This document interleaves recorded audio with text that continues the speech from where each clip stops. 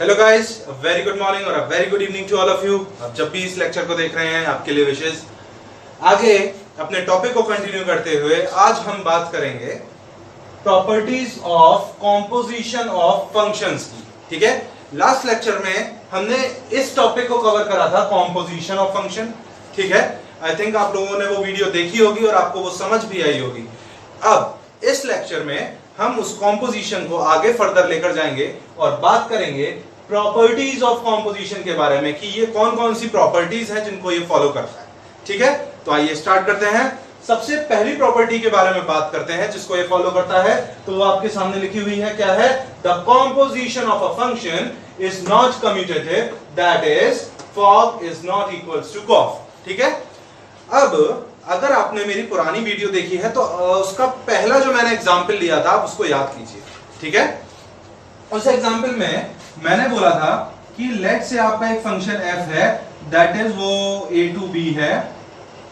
ठीक है, और आपका एक फंक्शन है g जो कि b to c है। ठीक है, ये बोला था। फिर हमने f माना था, लेट से जो f है वो आपका fx की जो वैल्यू है दैट इज एक्स स्क्वायर। ठीक है, for all x belongs to a। ये सारे x किससे बिलोंग करेंगे भैया? a से बिलोंग करेंगे, है ना। चलिए, g जो फंक्शन था उसकी जो gy की वैल्यू ले लेते हैं, gy की ले लेते हैं। gy इज इक्वल्स टू क्या था हमारे पास? gy इज इक्वल्स टू था 10y प्लस 11। ठीक है, ये था हमारे पास gy for all y belongs to b। ठीक है, इतना था हमारे पास। अब हमने इनका कॉम्पोजिशन चेक करा था कि भाई देखिए, सबसे पहले तो चेक करना पड़ता है कि होगा कि नहीं होगा। तो उसके लिए दो कंडीशंस थी कि अगर आपको फॉग एग्जिस्ट कर वो, सबसे पहले बात कर लेते हैं गॉफ की। अगर आपको गॉफ एग्जिस्ट करवाना है कि गॉफ एग्जिस्ट, ठीक है, गॉफ एग्जिस्ट कब करेगा? जब फंक्शन f का जो कोडोमेन है या फिर फंक्शन f का जो रेंज है वो g का डोमेन होगा तब। ठीक है ना। व्हेन गॉफ कब एग्जिस्ट करेगा? When codomain of f, when codomain of f is a subset or equal to, when a codomain of f is a subset or equal to domain of g। ठीक है, then हमारा Gauff exist करेगा। तो अभी के लिए मान लेते हैं कि लेट ये कंडीशन सेटिस्फाई हो रही है और हो भी रही है। देखिए, इसका जो डोमेन है इसके कोडोमेन के बिल्कुल एग्जैक्ट बराबर है। ठीक है, तो आगे देखते हैं कि गॉफ इसका जो निकल कर आया था हमारे पास, गॉफ x, वो क्या निकल कर आया था? That is g of fx, है ना। गॉफ x का मतलब क्या होता है? g of fx। अब देखिए, g ऑफ fx का मतलब हो गया कि gx में या फिर g में जहां जहां पर y है वहां वहां पर क्या रखेंगे हम? fx। भाई gy था tan y प्लस 1, तो g fx क्या हो जाएगा? tan fx plus 11। ठीक है, tan fx प्लस 11 सॉरी। ठीक है, अब देखिए आगे क्या होगा? fx की वैल्यू क्या है? X square. तो ये हमारे पास जो फंक्शन बन के आया वो आया tan x स्क्वायर प्लस 11। ठीक है, यहां तक क्लियर था पिछले एग्जांपल में। नेक्स्ट अगर मैं बात कर लूं किसकी? Fog to be exist. तो फॉग एग्जिस्ट करने के लिए क्या होगा कि हमारा ये जो c है, ठीक है भाई, देखो फॉग में क्या होगा? gy आएगा, फॉग y आएगा। y क्यों आएगा? क्योंकि सबसे पहले हमें g पुट करना पड़ेगा, g के डोमेन को पुट करना पड़ेगा, उस पर अपना fx फंक्शन फिर लगाएगा। ठीक है, पहले g अपनी वैल्यूज को पुट करेगा, उस पर फिर f अपना जो है फंक्शन जो भी है वो लगाएगा।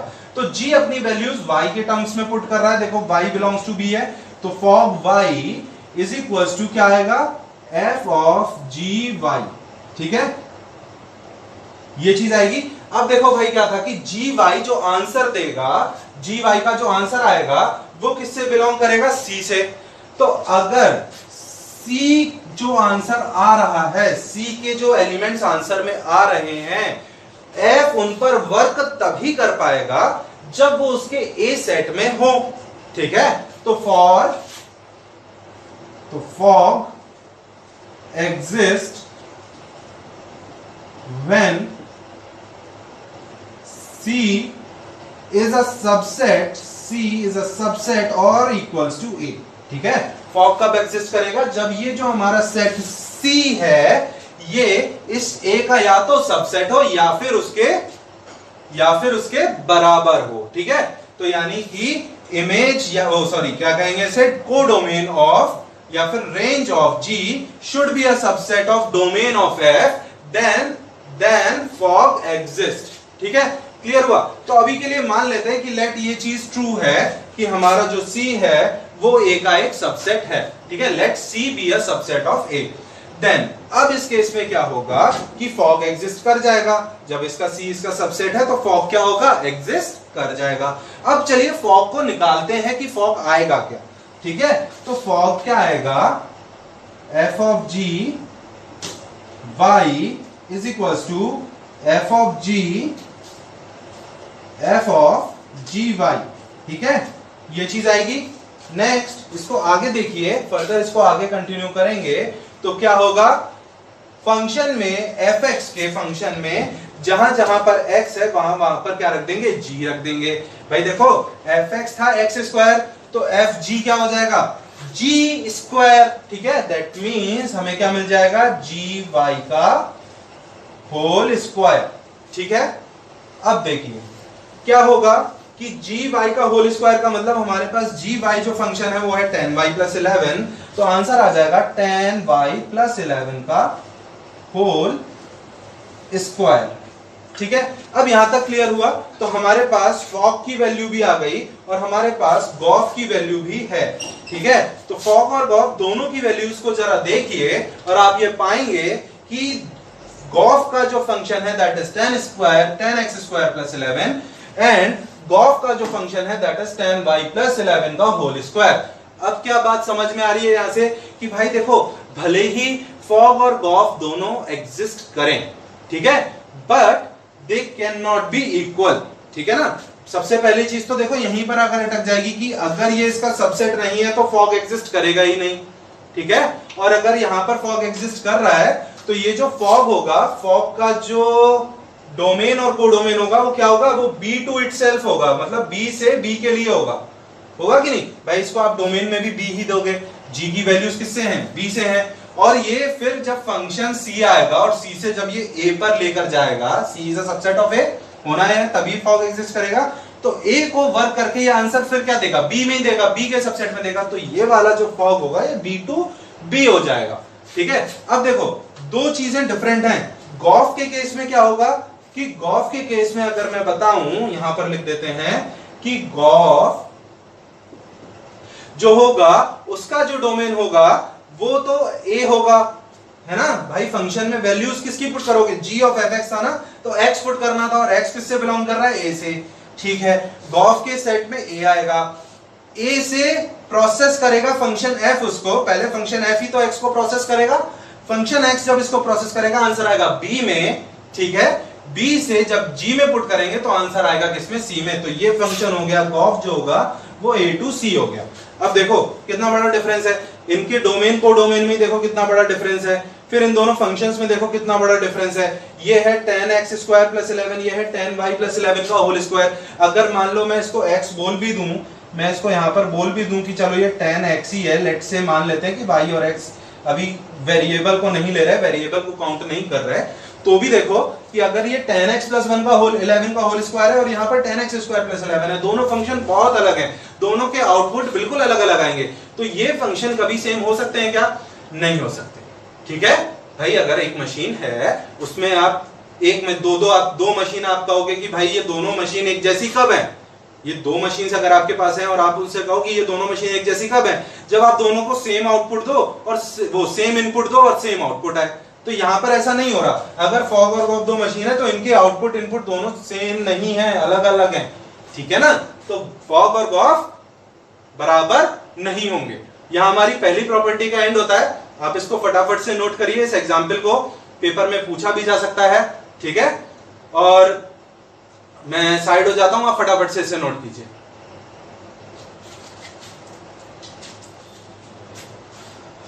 तो चलिए आइए अब नेक्स्ट प्रॉपर्टी के बारे में बात करते हैं। जो हमारी सेकंड प्रॉपर्टी है वो ये कहती है कि the composition of function is associative. Composition of function कैसा होगा? अभी हमने कम्यूटेटिव पढ़ा था कि भैया वो कम्यूटेटिव नहीं होता, लेकिन ये सेकंड प्रॉपर्टी है, ये कहती है कि वो एसोसिएटिव होगा। ठीक है, फंक्शन जो है, कॉम्पोजिशन जो है फंक्शन का, वो क्या होगा? एसोसिएटिव होगा। दैट इज, अगर हमारे पास तीन फंक्शन है, let's say f, g and h are three functions such that f of g of oh and f of g of h, ठीक है, ये दोनों एग्जिस्ट करते हैं। ठीक है, ये क्या है भाई? f of g o h, मतलब पहले इन दोनों का कॉम्पोजिशन किया, फिर उनका कॉम्पोजिशन उठाकर f के साथ किया। ठीक है, और ये क्या है? पहले f और g का कॉम्पोजिशन किया, फिर इनका कॉम्पोजिशन उठाकर h के साथ किया। ठीक है, तो अगर कोई ये तीन फंक्शन है सच that f of g o h and f of g of o h exist, ठीक है, ये क्या करने चाहिए? एग्जिस्ट करने चाहिए। ठीक है ना, सबसे पहले तो यही देखेंगे ना कि एग्जिस्ट कर रहे हैं या नहीं। तो if they exist then f of g of h is equals to f of g of h, ठीक है ना, then f of g of h is equal to f of g of h। ठीक है, चलिए अब इसके बारे में देख लेते हैं ये कैसे होगा। इसका प्रूफ है एक छोटा सा, ठीक है, वो देख लेते हैं फटाफट से। तो देखिए क्या है कि सबसे पहले तो हमें फंक्शन की रेंज और डोमेन देखने पड़ेंगे कि क्या है। ठीक है, तो लेट मैं कह रहा हूं कि मेरा जो h है ये फंक्शन है a to b, ठीक है, जो g है वो है मेरा function b to c, b to c, और जो मेरा f है फंक्शन वो है c to d। ठीक है, चार सेट है मेरे पास a b c और d। ठीक है, h का जो डोमेन है वो a है, उसका कोडोमेन b, g का कोडोमेन b और उसका g का डोमेन b और उसका कोडोमेन c, और f का कोडोमेन d और उसका डोमेन c, f का डोमेन c और d उसका कोडोमेन है। अब लेट्स से कुछ एलिमेंट्स हैं जो इनसे बिलोंग कर रहे हैं। ये एलिमेंट से पहले एक बात करते हैं। देखो मेरे पास पहले है f of g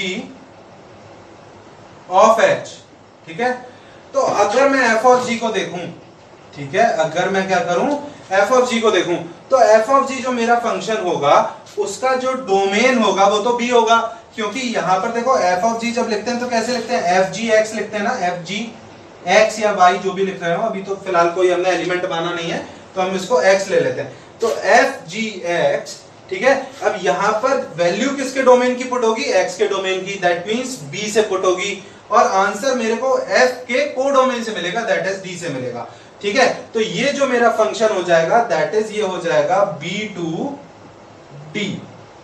ठीक है, ये जो मेरा फंक्शन है ये क्या हो जाएगा? b to d हो जाएगा। अब ये जो मेरा फंक्शन h है ये क्या है?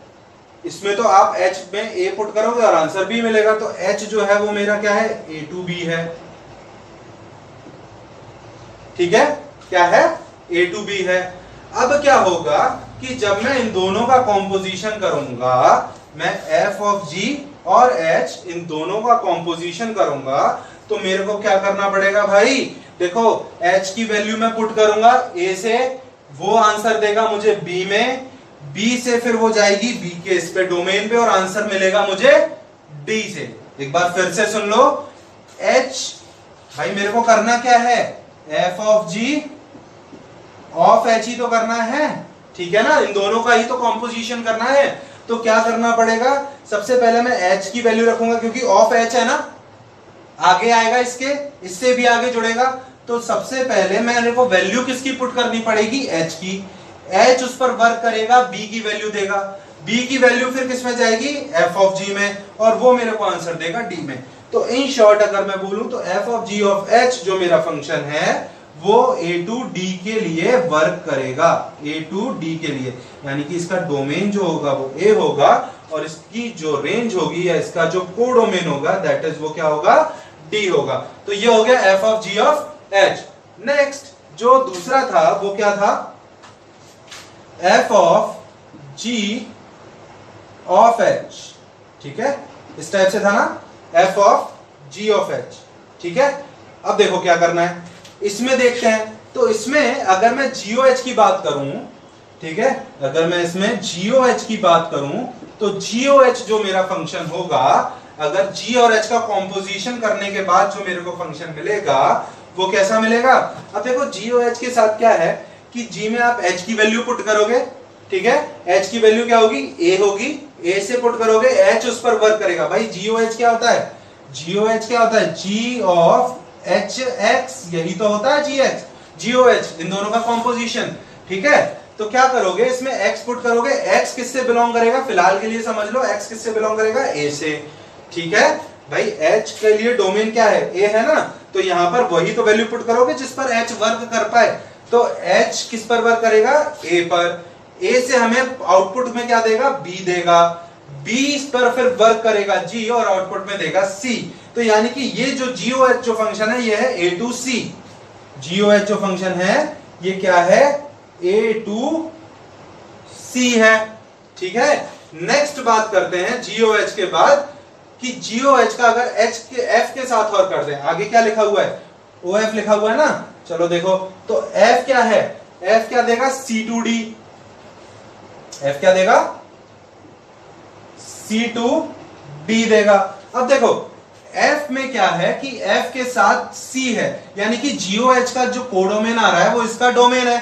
तो भाई हमें चाहिए भी यही कि भाई जब इन दोनों का कॉम्पोजिशन कर दोगे फिर उसके साथ FO को लगाओगे, यानी कि फिर उस होल पर चढ़ाओगे, तो इसका आंसर C आया। फिर उसको उस पर C पर ही तो F वर्क कर सकता है, और किसी पर कर सकता है, इन सेट में से C पर वर्क कर सकता है ना। तो जब हम कॉम्पोजिशन करेंगे तो C पर किस पर, F C पर वर्क करेगा और आंसर में देगा D। तो ये A to C और ये C to D, और इन दोनों को अगर कंबाइन कर दें तो आंसर आ जाएगा हमारा F ऑफ GOH जो होगा, वो जो फंक्शन होगा वो होगा A to D, A to D, ठीक है। अब देखो दोनों का डोमेन कोडोमेन सेम है, ठीक है, दोनों एग्जिस्ट भी कर रहे हैं, समझ में आ गया है यहां से हमें कि भाई ये एग्जिस्ट कैसे करेगा। इसमें अगर फॉग को देखें तो B to D, H को देखें A to B। अब फॉग से जब H A to B, अब देखो यहां पर थोड़ा कंफ्यूजन हो जाता है कि भाई यहां पर पहले H लिया था और उसके बारे में बात करी थी, यहां पहले गॉफ ले रहे हैं उसके बारे में बात कर रहे हैं। तो देखो कॉम्पोजिशन क्या है, सिंपल सी बात एक समझो, कभी भी F ऑफ G जो है वो GOF के बराबर नहीं हो सकता है ना, कभी भी F ऑफ G GOF के बराबर नहीं हो सकता। अगर यहां इसमें लिखा हुआ देखो, बिल्कुल लिखे हुए के अनुसार चलना है, तो F of G of H बोल रहा है, यानी कि पहले इन दोनों का कॉम्पोजिशन करना है, फिर जो फंक्शन आएगा उसमें x की जगह पर hx को रखना है। यही तो बात हुई ना, पहले इन दोनों का कॉम्पोजिशन कर लिया, मान लो t कुछ आ गया, फिर ये TOH हो जाएगा। दैट इज TOH का मतलब t में मैं जहां जहां पर जो भी मेरे वेरिएबल होगा उसकी जगह पर h रखूंगा, यही तो करना पड़ेगा ना।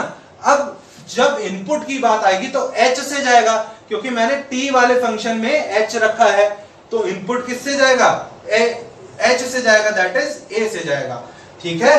तो ये जो हमारा फंक्शन होगा ये A to B, सबसे पहले हमें इससे लेना पड़ेगा, क्योंकि अब इनपुट किससे जा रहा है, सबसे पहले H से जा रहा है, ठीक है। तो H से इनपुट गया, आउटपुट मिला B, B से जो आउटपुट मिला वो फंक्शन पर F of G ने वर्क करा और आउटपुट दिया D। तो ओवरऑल देखा जाए तो हमने इनपुट दिया A, आउटपुट मिला D, तो F of G of H A to D, clear. Similarly F of G of H, अब यहां पर GOH को देखो, GOH A to C होगा। अब GOH जो भी होगा उसको हमें F में रखना पड़ेगा, F of GOH लिखा है ना, तो इसका क्या मतलब हुआ, जो भी GOH फंक्शन बनकर आएगा, सपोज ये आया कोई फंक्शन बन के हमारा P, तो आपको क्या करना पड़ेगा, F of P करना पड़ेगा। लेट अगर हमारा GOH फंक्शन P बनकर आ रहा है तो हमें क्या करना पड़ेगा, F of P करना पड़ेगा। अब F of P क्या करेगा कि फंक्शन में F वाले फंक्शन में P को रखना पड़ेगा, ठीक है, यही तो करना पड़ेगा। F of P में F वाले फंक्शन में P को रखना पड़ेगा। अब जब F वाले फंक्शन में हम P को रखेंगे तो हमें इनपुट तो वही दिया जो H का इनपुट है, भाई इनपुट तो हमें इसी फंक्शन को देना ना पहले, फिर इससे P बनेगा, फिर P के जो भी इनपुट, जो भी P का जो भी आउटपुट आ रहा होगा वो इसके लिए इनपुट हो जाएगा F के लिए। अब देखो GOH को सबसे पहले हम इनपुट किससे दे रहे हैं, A से, और वो हमें आउटपुट में दे रहा है सी। ठीक है, ये तो क्लियर है। अब यहां से जब इसने आउटपुट दे दिया सी और हमने इसका कंपोजिशन करा एफ के साथ, तो एफ ले गया अपना जो भी इसका आउटपुट है, उस पर एफ ने वर्क करा और आउटपुट दिया डी। तो अब देखो, हमने इनपुट दिया ए और आउटपुट मिला डी, दैट मींस कि F of ji of H is A to D. Clear है? F of ji of H क्या होगा? ए से डी तक होगा। ठीक है ना? चलो, अब ये तो हमारी बात हो गई कि भैया दोनों एग्जिस्ट कर रहे हैं और दोनों के डोमेन और कोडोमेन क्या है।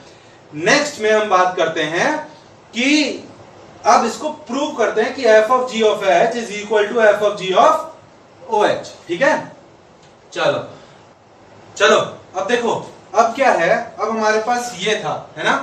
अब क्या होगा कि ए जो मेरा फंक्शन है, मैं कुछ एलिमेंट्स लूंगा और उनसे प्रूव करूंगा।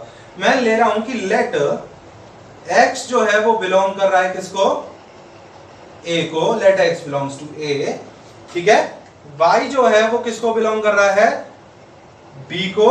और z जो है वो किसको बिलोंग कर रहा है? c को। ठीक है, अब चलो बात करते हैं इनकी। तो क्या होगा देखो, f of g of h, f of g of h, यही तो होगा। क्या मिलेगा इसमें हमें?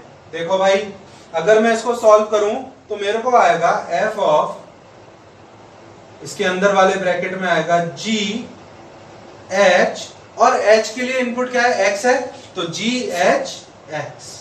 ठीक है ना। अब g h x को जब मैं सॉल्व करूंगा तो मेरे को आउटपुट में क्या देगा? ये y देगा। भाई y किसका एलिमेंट है? b का एलिमेंट है ना। तो h x को जब मैं सॉल्व करूंगा तो मेरे को क्या मिलेगा? y मिलेगा।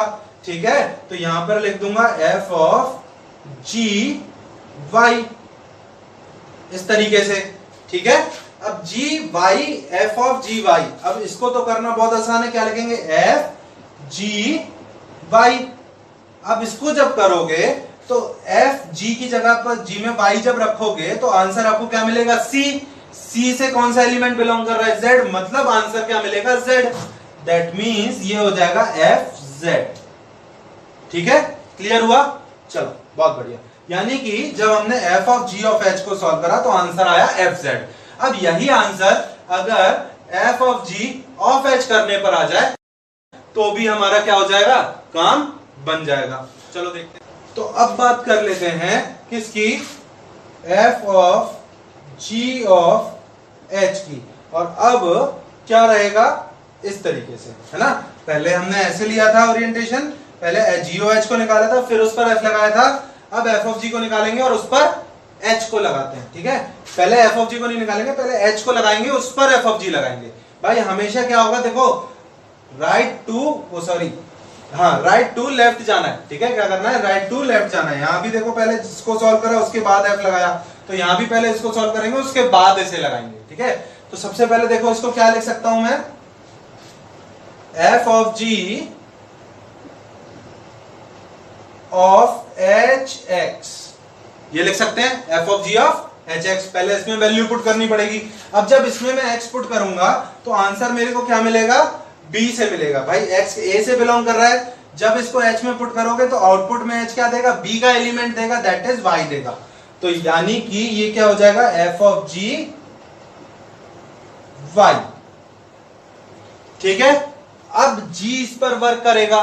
ठीक है ना, क्या करेंगे? एक एक करके आगे ऐसे जाएंगे, तो g इस पर वर्क करेगा, तो ये हो जाएगा f ऑफ gy।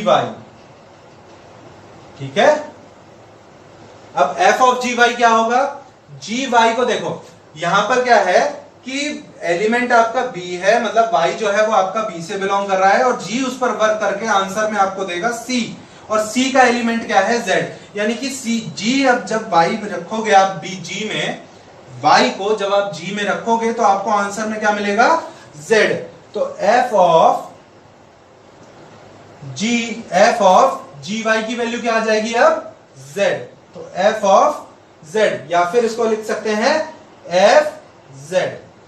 ठीक है ना भाई, f ऑफ gy को हम क्या लिख सकते हैं? f gy, ऐसे भी तो लिख सकते हैं ना। ठीक है, अब f gy को जब सॉल्व करोगे तो gy की वैल्यू आ गई z, तो ये हो गया f z।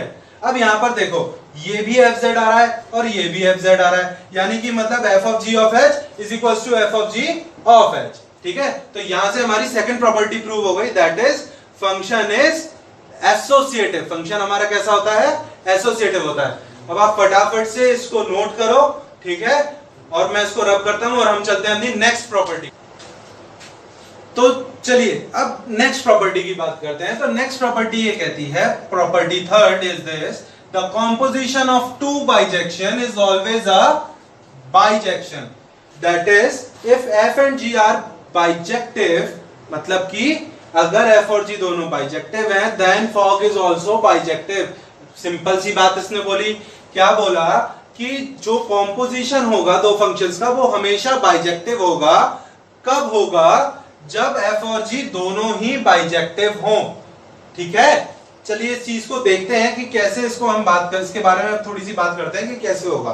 देखो, लेट आपके पास एक फंक्शन है f that is a to b, ठीक है, दूसरा फंक्शन है g that is b to c, ठीक है ना। अब यहां पर देखो सिंपल सी बात है, इसका डोमेन, इसका कोडोमेन, इसका डोमेन सेम है, इसका f का कोडोमेन और g का डोमेन सेम है, तो ये फंक्शन, इसका जो GOF होगा वो तो एग्जिस्ट करेगा ही, यानी कि इसका जो कॉम्पोजिशन GOF है वो हमारा एग्जिस्ट कर जाएगा। ठीक है, अब देखते हैं कि ये अगर दोनों फंक्शन बाइजेक्टिव हैं, f और g दोनों क्या है? बाइजेक्टिव है। बाइजेक्टिव का मतलब f और g दोनों 1-1 भी हैं और f और g दोनों ऑनटो भी हैं। ठीक है, तो देखते हैं कि क्या GOF बाइजेक्टिव हो रहा है या नहीं हो रहा है। ठीक है, तो चलो देखो क्या होगा कि लेट हमारा कोई एक एलिमेंट है x जो कि बिलोंग कर रहा है किससे? A से, और हमारा एक एलिमेंट है y जो बिलोंग कर रहा है किससे?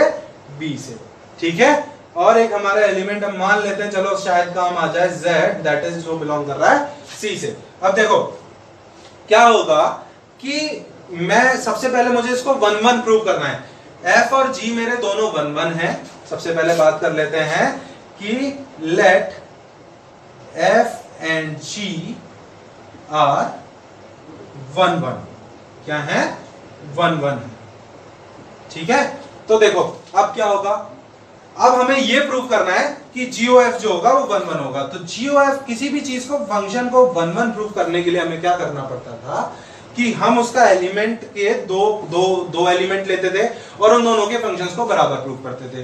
यानी कि अगर मुझे f को 1-1 प्रूव करना है तो मैं क्या करूंगा, f(x1) उसके डोमेन के दो एलिमेंट ले लिए और दोनों के फंक्शंस को बराबर रख दिया, f(x1) equal to f(x2). If this implies कि x1 equals to x2, then we can say कि हमारा जो फंक्शन है वो 1-1 है। ठीक है, तो सेम काम इसके साथ करना है। तो यहां पर GOF में मैं क्या रखूंगा, इसको कैसे लिख सकते हैं? पहले तो g of fx, ठीक है, g of fx। अब let x1 and x2 belongs to किससे? a से। ठीक है, let x1 and x2 belongs to a and y1 and y2 belongs to g। ठीक है, बिलोंग्स टू g नहीं, सॉरी, बिलोंग्स टू b। ठीक है, अब देखो क्या होगा कि सबसे पहले जब मैं यहां पर इसको, अगर मेरे को 1-1 प्रूव करना है तो मेरे को क्या लिखना पड़ेगा कि g of f(x1) is equal to g of f(x2), ऐसे लिखना पड़ेगा ना। तो g of f(x1) that means g f(x1) is equal to g f(x2), ऐसे ही तो लिखूंगा, g f(x1) is equal to g f(x2). तो यहां पर क्या आ जाएगा, देखो f(x1) की वैल्यू क्या आ जाएगी, मान लेते हैं चलो y1 आ रही है। ठीक है, f(x1) की वैल्यू क्या आ रही है? y1 आ रही है। तो इसको आगे यहां पे सॉल्व कर लेते हैं, इसको रब कर देता हूं। ठीक है, तो मान लो f(x1) की वैल्यू क्या आ रही है? y1 आ रही है। ठीक है, f(x1) is equal to y1 and f(x2) equal to y2। ठीक है, f(x1) equal to y1 and f(x2) equal to y2। तो यहां पर f(x1) की जगह क्या रख देंगे भाई? y1, और f(x2) की जगह क्या रख देंगे? y2। ठीक है, तो क्या आ जाएगा, g y1 is equal to g y2। ठीक है, चलो अब देखो, क्योंकि g 1 1 है, क्योंकि g हमारा 1 1 है, दैट इंप्लाइज अस कि भाई y1 is equals to y2। क्योंकि हमारा g 1 1 है ना, तो वो क्या इंप्लाई करेगा कि जो y1 है वो y2 के बराबर होगा, इंप्लाई करेगा। अब y1 क्या है fx1 और y2 क्या है fx2। दैट मींस मैं यहां से लिख सकता हूं कि fx1 is equals to fx2। और अगर f भी हमारा 1 1 है, जैसा मैंने यहां पर लिखा था कि f and g both are 1 1, तो अगर f हमारा 1 1 है तो मैं ऐसे क्या लिख सकता हूं भाई, x1 is equals to x2। ठीक है, तो अब देखो जो हमने कंडीशन रखी थी 1 1 के प्रूविंग के लिए, वो सेटिस्फाई हुई कि नहीं हुई भाई। g और f x के लिए हमने निकाला और हमने इन दोनों का x1 और x2 को बराबर रख दिया। फर्दर हमने सॉल्व करके इस फंक्शन को दिखा दिया एंड में कि x1 इक्वल टू x2 के आ रहा है। दैट मींस हमारा जो फंक्शन है वो कैसा हो गया, 1 1 हो गया। ठीक है, समझ में आया, क्लियर हुआ कि फंक्शन 1 1 होगा। अगर फंक्शन f और g दोनों 1 1 है तो हमारा जो कॉम्पोजिशन होगा फंक्शन का वो भी कैसा होगा, 1 1 होगा। अब बात करते हैं कि क्या ये ऑन्टो होगा या नहीं होगा। ठीक है, तो ये नोट कर लो। अब हम ऑन्टो को देखते हैं। ठीक है, तो ऑन्टो के लिए क्या है कि देखो भाई, ऑन्टो का मतलब ये होता है कि हर एक एलिमेंट की प्री इमेज एग्जिस्ट करनी चाहिए। हर एक एलिमेंट जो हमारा कोडोमेन में है, या पूरी जो रेंज है या उसका जो कोडोमेन है, दैट इज उसकी जो रेंज की एक प्री इमेज होगी वो एग्जिस्ट करनी चाहिए हर एलिमेंट की जो उसके कोडोमेन या उसकी रेंज में है। ठीक है, अगर ऐसा है तो हमारा फंक्शन ऑन्टो होगा, वरना नहीं होगा। तो इसका मतलब ये है कि सबसे पहले तो देखो हम कहेंगे कि let f and g are onto. f और g क्या है, दोनों ऑन्टो हैं। उसके बाद हमें ये चीज प्रूव करनी है। ठीक है, तो f और g ऑन्टो है, दैट मींस मेरे को g और f को ऑन्टो प्रूव करना है। टू प्रूव क्या है मेरा, टू प्रूव है मेरा g और f इज ऑन्टो। अब देखो क्या होगा कि g और f को कैसे लिख सकते हैं, g ऑफ fx ऐसे लिख सकते हैं, या फिर इसको और कैसे लिख सकते हैं, g fx ऐसे लिख सकते हैं। ठीक है, अब देखो फॉर एवरी x, क्योंकि मेरा f एक ऑन्टो फंक्शन है ना, as f इज ऑन्टो। ठीक है, तो फॉर ऑल x, ठीक है, for all x there exist y belongs to b। होगा कि नहीं होगा। अच्छा यहां पर देखो लिखना वो हट गया है, पिछली बार मैंने रब करा तो उसको लिख लो जरा, क्या कि जो मेरा f है वो a टू b है, ठीक है, और जो मेरा g है वो b टू c है। g क्या है, b टू c है। और आपका एक एलिमेंट है x belongs to a and आपका एक एलिमेंट है y बिलोंग्स टू b। ठीक है ना, इतना ध्यान रखना, आगे बात करते हैं।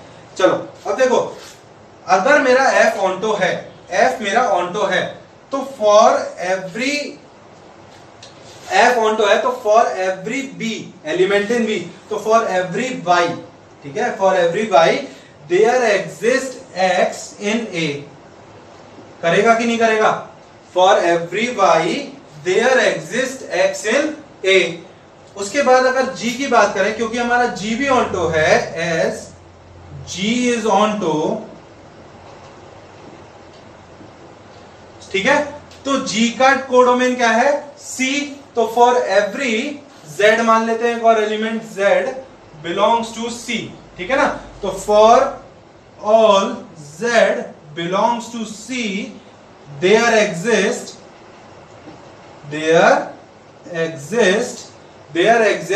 y belongs to b। भाई g क्या है, b टू c है ना, तो for every z belongs to c there exist a y that belongs to b, तो there exist y belongs to b। ठीक है, ये क्लियर हुआ कैसे एग्जिस्ट कर रहे हैं। अब देखो इसको देखो, g ऑफ f को क्या लिखेंगे, g ऑफ fx। अब देखो सबसे पहले मेरे को, अगर मैं इसको सॉल्व करूंगा, ठीक है, मैं x पुट करूंगा, आंसर में मेरे को f देगा y, भाई a टू b है ना, ए के लिए क्या है, एक्स है, तो मैं एलिमेंट ए से एक्स पुट करूंगा, आंसर मेरे को क्या देगा, बी का एलिमेंट दैट इज वाई मिलेगा। तो यहां पर मैं इसका आंसर मेरे को क्या मिलेगा, वाई मिलेगा। और जब मैं इसमें वाई पुट करूंगा तो जी वाई पर वर्क करेगा, ये बी पर वर्क कर रहा है, दैट मींस ये वाई पर वर्क करेगा, और आंसर में मुझे क्या देगा, सी दैट इज जेड। तो यहां पर मेरे को क्या मिल जाएगा, आंसर में जेड मिल जाएगा कि नहीं मिलेगा, आंसर में क्या मिलेगा, जेड। अब बात करते हैं इसकी उल्टी, ठीक है ना, क्योंकि देखो जी ऑन्टो है, ठीक है, क्योंकि जी ऑन्टो है तो मैं कह सकता हूं कि for every z belongs to C there exist y belongs to b, ठीक है, हर जेड जो कि सी से भाई इसका आंसर जेड आ रहा है, तो भाई क्योंकि जी ऑन्टो है, क्योंकि जी ऑन्टो है तो हर जेड के लिए एक ना एक वाई प्रेजेंट होगा, ये तो दिया हुआ है ना कि भाई let f and g are onto, ठीक है, तो हर जेड के लिए एक ना एक वाई प्रेजेंट होगा। ओके क्लियर है, समझ में आया कि भाई ठीक है, क्योंकि जी ऑन्टो है हर जेड के लिए एक वाई तो होगा, ठीक है। नेक्स्ट, अब हर वाई का मतलब, अब जब एफ एक्स को आप सॉल्व करोगे, एफ एक्स को जब आप सॉल्व करोगे तो आंसर क्या आएगा, वाई, यही तो आएगा, एफ एक्स को जब आप सॉल्व करोगे तो आंसर क्या आएगा, वाई। इसका मतलब क्या है कि हर वाई के लिए, क्योंकि एफ भी ऑन्टो है, क्योंकि एफ भी ऑन्टो है तो हर वाई के लिए देयर एग्जिस्ट ए, हर वाई के लिए क्या करेगा, ए एग्जिस्ट करेगा। और अगर फटाफट से इसको एक लाइन में समराइज करें तो हर जेड के लिए वाई है और हर वाई के लिए ए वो एक्स है, हर जेड के लिए वाई है और हर वाई के लिए एक्स है। दैट मीन्स मैं क्या कह सकता हूं कि फॉर एवरी, अगर इन दोनों स्टेटमेंट को मैं कंबाइन कर दूं तो मैं क्या कह सकता हूं कि for all z belongs to c, for all z belongs to C there exist x belongs to a, ठीक है, for all z that belongs to c there exists x belongs to a। तो अगर हर z जिसके जो कि c से belong कर रहा है उसके लिए एक a है, तो मेरा जो GOF है, GOF फंक्शन जो था मेरा वो किससे था, जो मेरा फंक्शन GOF होगा इसकी डोमेन और रेंज क्या होंगे, इसका डोमेन तो होगा a और इसकी रेंज होगी c, तो हर एक c के लिए एक a है। अगर for every z belongs to C there exist an x belongs in A, that means हर एक c के लिए एक ना एक a मौजूद है, तो क्या होगा कि मेरा GOF जो हो जाएगा, hence GOF is onto, ठीक है, hence GOF is onto। चलिए बहुत बढ़िया, आई थिंक क्लियर हुआ होगा, फटाफट से इसको नोट करो और नेक्स्ट प्रॉपर्टी पर अब हम आते हैं। तो चलिए अब नेक्स्ट प्रॉपर्टी जो है हमारी वो हमारे सामने लिखी हुई है, वो क्या है, property 4, it states that if f such that a to b, f क्या है, a to b है, f is defined from a to b, then f of ia, अभी बात करेंगे कि ia और ib क्या है, then f of ia और is equal to f of ib of f equal to f, that is the composition of any function with the identity function is the function itself।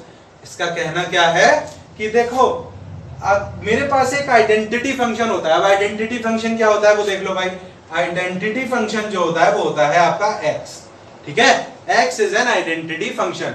अगर मैं कोई एक function fx बोल रहा हूं, fx equal to x है मेरा, ठीक है, तो ये जो fx है ये कैसा है, एक आइडेंटिटी फंक्शन है, और आइडेंटिटी फंक्शन को मैं किससे शो कर रहा हूं, i से, ठीक है सर, समझ में आ गया। अब ये ia क्या है और ib क्या है, ia डिनोट कर रहा है, ia is equals to x for all, I think अब सबको समझ में आ गया होगा, for all x that belongs to a। ये फंक्शन आइडेंटिटी किस पर है, जो भी फंक्शंस आपके a से, जो भी x आपके a से बिलोंग करते हैं, ठीक है, for all x belongs to a। और ib क्या है, ib इसके नीचे लिख लेते हैं, ib is equals to x, ठीक है, ये भी एक आइडेंटिटी फंक्शन है फॉर ऑल।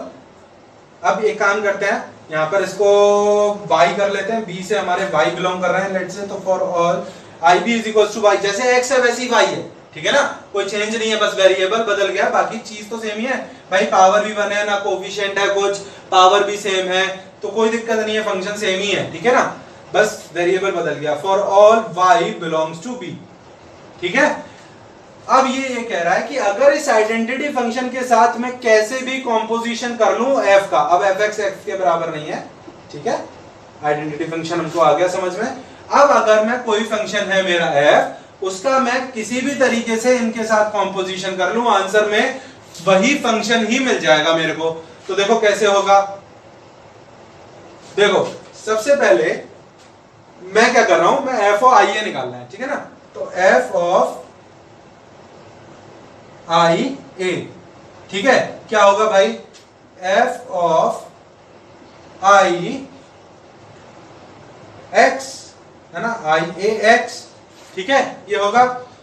अब i x क्या होता है, क्या होएगा, i x equal to x, क्या आता है, x ही तो आता है, तो i x equal to x। अच्छा अब इसका एक चीज, हाँ, ये अगर फंक्शन है तो इसका डोमेन और इसकी रेंज क्या होंगे भाई। देखो ये एक आइडेंटिटी फंक्शन है, ठीक है, इसमें x किससे, a से बिलोंग कर रहे हैं, तो जो भी a, भाई जैसे 1 आया, a का एलिमेंट एक 1 आया, 1 x की जगह पुट करोगे तो फंक्शन का आंसर क्या आएगा, 1 ही तो आएगा। यानी कि इसका अगर मैं बताऊं i a का जो डोमेन है वो a to a है, ठीक है ना, इसका आंसर, इसके फंक्शन की वैल्यूज भी a से आएंगी और आंसर भी इसका किससे आएगा, a से ही आएगा। और i b जो मेरा फंक्शन है, इसका जो डोमेन और रेंज है वो क्या हो जाएगा, शाबाश, ऐसे ही फटाफट से बता दे रहा हूं, b to b हो जाएगा। चलो अब i a x, ठीक है, क्या होगा भाई, यहां पर मैं x है तो आंसर में मेरा क्या आ जाएगा, x ही आ जाएगा। i a की वैल्यू क्या होती है, x ही होती है ना, तो i a x की वैल्यू क्या आ गई, x। और fx जो है उसका जो आंसर है मेरा वो बिलोंग कर रहा है y से, तो आंसर क्या आ जाएगा मेरा y, और दैट इज मेरा fx ही आ गया। भाई f ओ i करा, आंसर क्या आ रहा है, fx ही आ रहा है। तो इसका मतलब अगर मैं y ना भी लिखूं तो मैं सीधा सीधा यहीं से बता सकता हूं कि मैंने अगर आइडेंटिटी फंक्शन के साथ f का कॉम्पोजिशन करूं, ठीक है, आइडेंटिटी फंक्शन के साथ f का कॉम्पोजिशन करूं तो आंसर क्या आ रहा है मेरा, the function itself, that is f, ठीक है। नेक्स्ट बात करते हैं कि अगर मैं IB ऑफ f करता हूं तो, ठीक है, तो IB ऑफ f, ठीक है, इसको कैसे लिखेंगे भाई, IB और fx। अब देखो जब फंक्शन में मैं x की वैल्यू पुट करूंगा, x किससे बिलोंग कर रहा है, a से, और y किससे बिलोंग कर रहा है, b से। तो जब मैं x की वैल्यू पुट करूंगा तो फंक्शन उस पर ऑपरेट करके आंसर मेरे को आउटपुट कर देगा b से, दैट इज मेरे को ये आंसर देगा IB y, यही तो देगा IB y। अब ये यहां से देखो, यहां से मैंने यानी कि क्या लिखा है, जो आपका fx है वो इक्वल टू किसके है, y के है ना। भाई fx में जब x की जगह पुट करोगे कुछ भी तो आंसर क्या आएगा, y तो आएगा, ठीक है। तो यहां पर fx की जगह y x रखने पर क्या आ गया, y आ गया, दैट इज IB y।